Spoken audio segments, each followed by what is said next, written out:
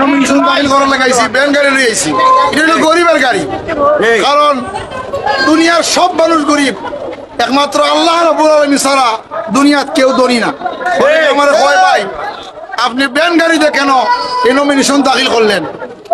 এখন আমি যে করলাম যে আমি সবসময় গরিবের পক্ষে কাজ করি, গরিব মানুষে আমি ভালোবাসি, আমি গরিবের পক্ষে থাকতাম চাই আর গরিবের নিয়ে কাজ করতাম চাই। একটা কথা আছে আমরা দেশ, তেল মাথায় ডালো তেল আর রুক্ষ মাথায় বাংলো বেল।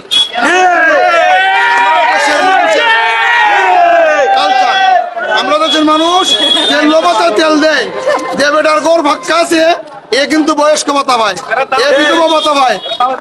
এবং দাওয়াত দিয়ে দেয়, যে মুফতি সাহেব কইছে গরিব লোকের দাওয়াত দিয়ে দেখা হয় সুবাদ বইয়া, আর গরিবের দাওয়াত দিলে